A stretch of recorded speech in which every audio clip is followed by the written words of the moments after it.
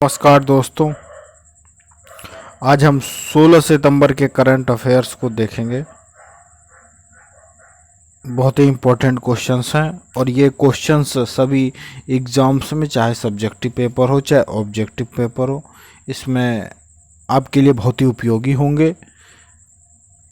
और इन प्रश्नों के माध्यम से किसी भी क्वेश्चन के आंसर राइटिंग करते समय या करंट अफेयर्स के ऑब्जेक्टिव क्वेश्चन को करते समय आपकी इफ़िशियंसी बढ़ेगी, आपकी एक्यूरेसी बढ़ेगी। तो दोस्तों, अगर आपको ये चैनल अच्छा लगे तो आप इसे सब्सक्राइब कर लें और अपने स्टडी ग्रुप्स में शेयर करें, अपने दोस्तों को भी सब्सक्राइब कराएं, जिससे कि जो वीडियो मैं आपके लिए प्रोवाइड करा रहा हूँ उसको बनाने में जो मेहनत लगती है, उस मेहनत को और करने में मुझे प्रोत्साहन मिले। तो इसी के साथ दोस्तों, आज का करंट अफेयर्स स्टार्ट करते हैं। विजय वर्ष उत्सव 1971 के युद्ध के 50 वर्ष का स्मरणोत्सव। तो हम स्मरण कर रहे हैं कि 1971 में जो भारतीय फौज है उसने पाकिस्तानी फौज पे जो विजय हासिल करी थी उसके 50 वर्ष हो गए हैं। भाई 1971 प्लस 50 अगर हम इसमें ऐड कर दें तो कितने हो जाएंगे? 2021। ठीक है, तो उसको आज हम याद कर रहे हैं, 50 साल हो गए हैं। तो कुछ हम फैक्ट्स देख लेते हैं इससे रिलेटेड कि ये जो वॉर की जो डेट थी जब ये ख़त्म हुआ था वॉर, तो 16 सितंबर 1971 को हुआ था। ठीक, जो आजकल हम बांग्लादेश देखते हैं वो पहले पाकिस्तान का ही पार्ट था। ठीक, और उस समय जो भारतीय सेना नायक थे जिसके समक्ष पाकिस्तानी सेना ने आत्मसमर्पण किया था बांग्लादेश में, वो थे जगजीत सिंह अरोड़ा। कौन थे? जगजीत सिंह अरोड़ा। इनका नाम हमें याद रखना चाहिए, जगजीत सिंह अरोड़ा। इनके सामने पाकिस्तानी फौज ने क्या करा था? आत्मसमर्पण कर दिया था। और उस समय हमारे भारत के रक्षा मंत्री कौन थे? जगजीवन राम। कौन थे? जगजीवन राम। इनके नाम को तो कोई याद नहीं रखता है, इंदिरा गांधी के नाम को सबको याद है, लेकिन उस समय डिफेंस मिनिस्टर कौन थे? हमारे जगजीवन राम। और पाकिस्तान के पीएम कौन थे उस समय 1971 में? नूरुल अमीन। कौन थे? नूरुल अमीन। पाकिस्तान के पीएम उस समय थे नूरुल अमीन। तो इससे रिलेटेड हमने सारे फैक्ट्स देख लिए। ये हैं हमारे अरोड़ा साहब।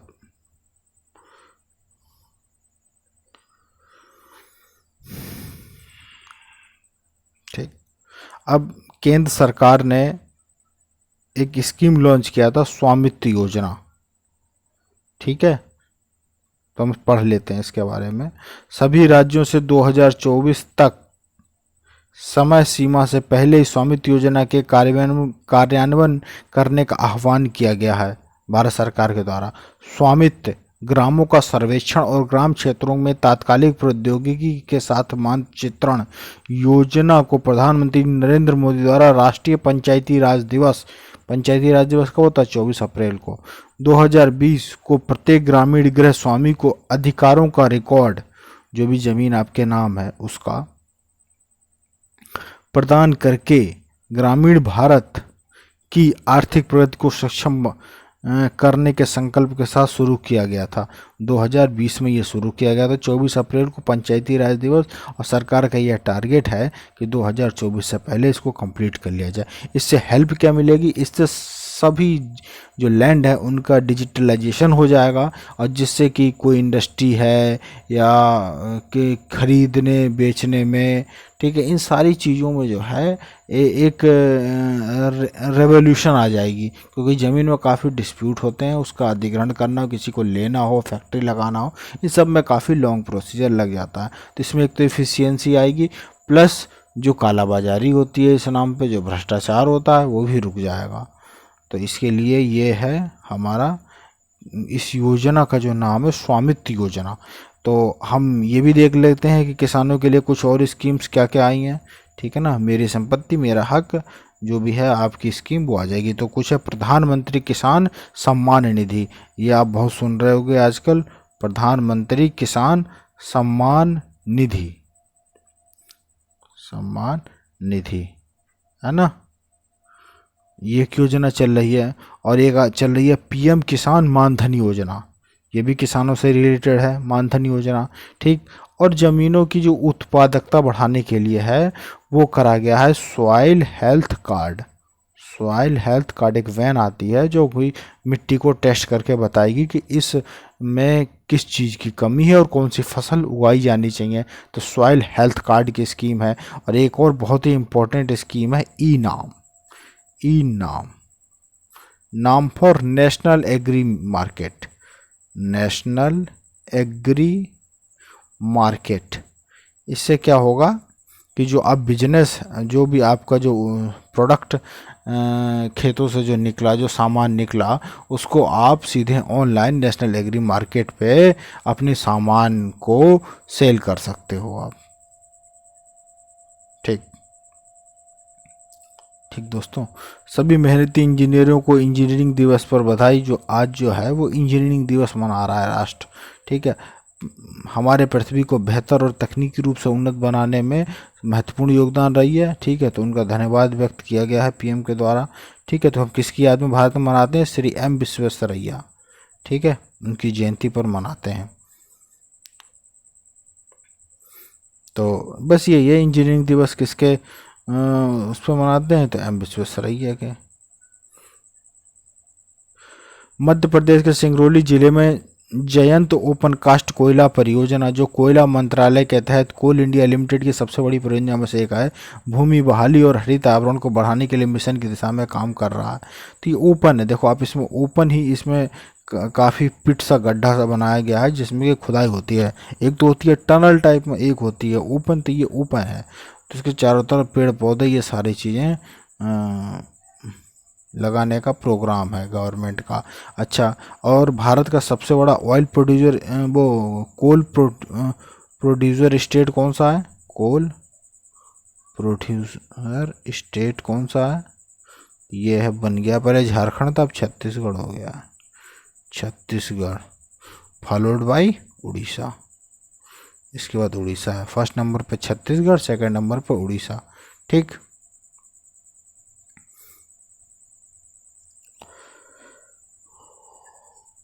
अच्छा, इसको देख लेते हैं। भारत के स्वामित्व वाली कोल इंडिया लिमिटेड ने 4 सितंबर 2021 को यह सूचित किया कि उसने एक सॉफ्टवेयर लॉन्च किया है जो पृथ्वी की पपड़ी या सतह के नीचे कोयले वाली परतों की पहचान करने में मदद करेगा, ठीक है। तो कोल इंडिया लिमिटेड ने यह बात कही है। और इस सॉफ्टवेयर का नाम हम देख लेते हैं। अब सॉफ्टवेयर का नाम क्या होगा? CIL कोल इंडिया लिमिटेड ने कहा कि उसे स्पेक्ट्रल एनहांसमेंट SPE नामक एक नया सॉफ्टवेयर लॉन्च किया है। SPE, ये नाम याद रखना, स्पेक्ट्रल एनहांसमेंट। तो इस सॉफ्टवेयर के तहत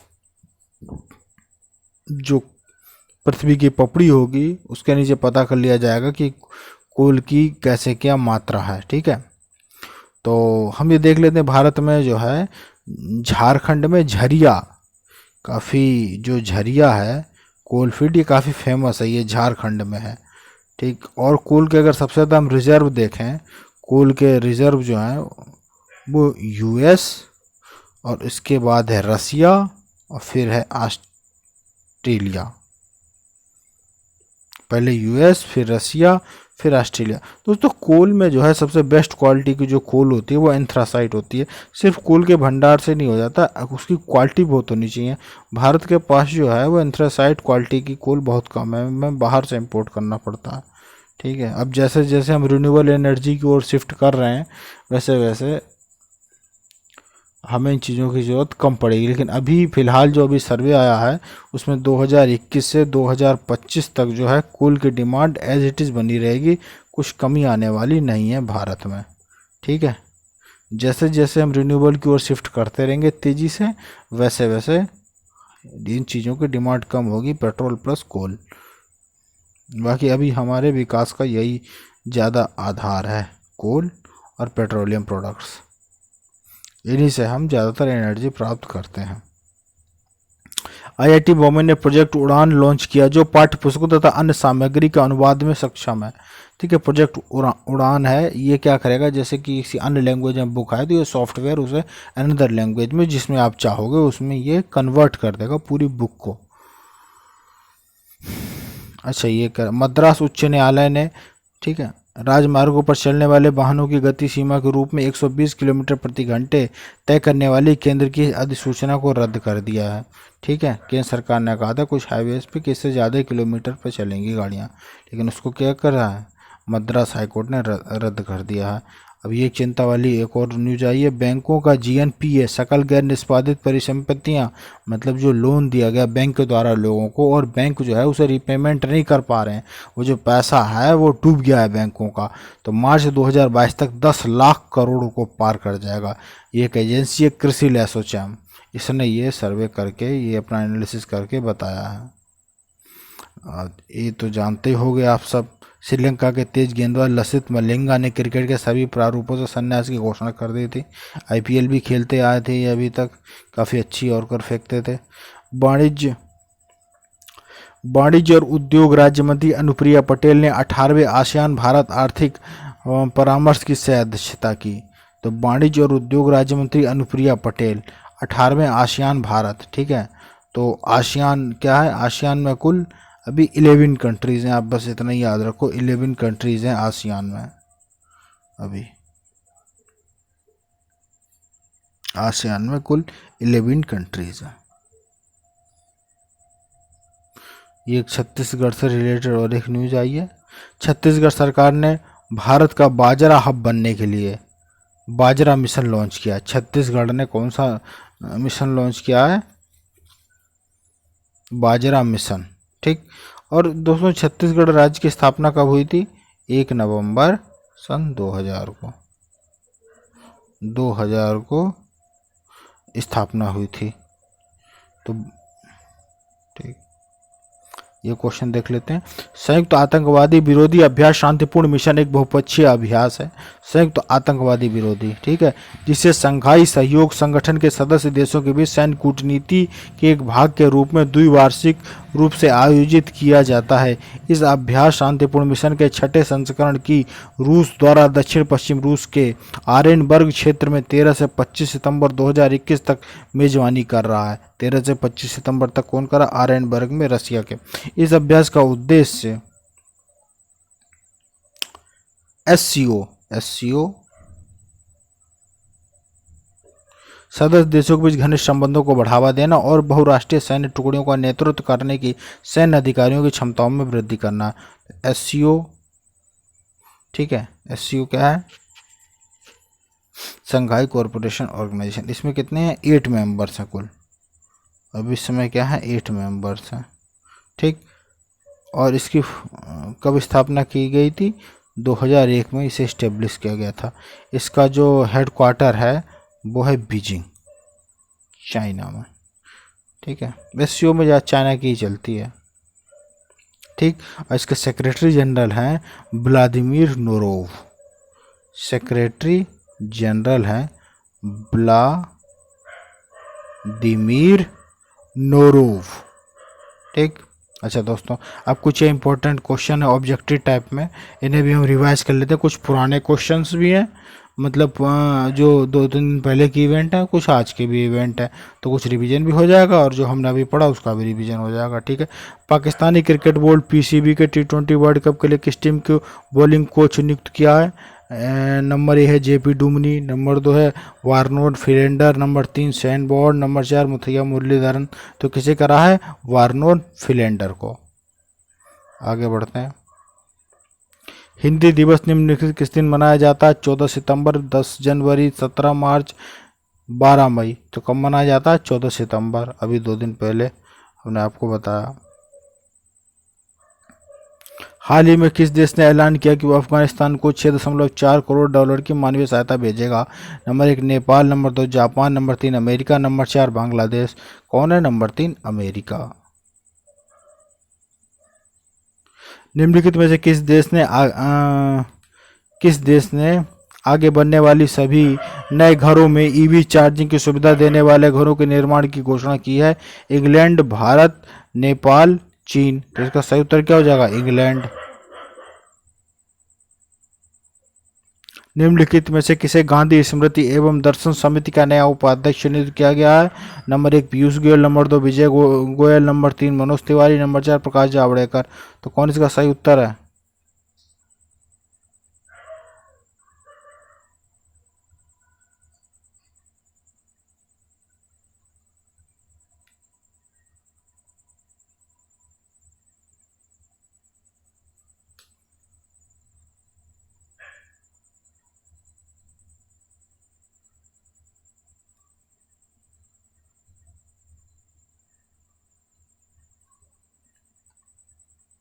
तो इसका सही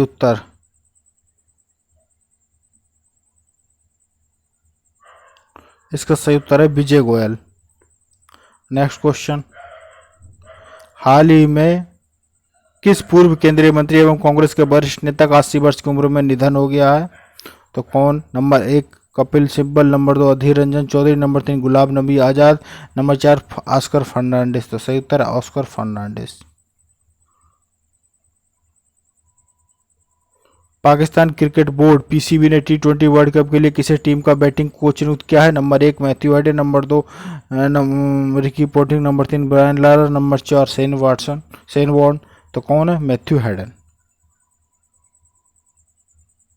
नेक्स्ट क्वेश्चन, भारत और किस देश ने 13 दिसंबर 2021 को संयुक्त रूप से एजेंडा 2030 पार्टनरशिप का climate action and finance mobilisation dialogue launch किया है? तो नेपाल, चीन, अमेरिका, रूस। नंबर तो इसमें सही है नंबर 3 अमेरिका। तो दोस्तों, अगर आपको ये वीडियो अच्छा लगे तो आप इसे सब्सक्राइब कर दें, लाइक कर दें और अपने दोस्तों के साथ शेयर कर दें। ठीक है दोस्तों, और जो भी उसमें आपको करेक्शन दिखाई दे वो कमेंट बॉक्स में भेजें। Thank you very much for watching my video. Have a good night.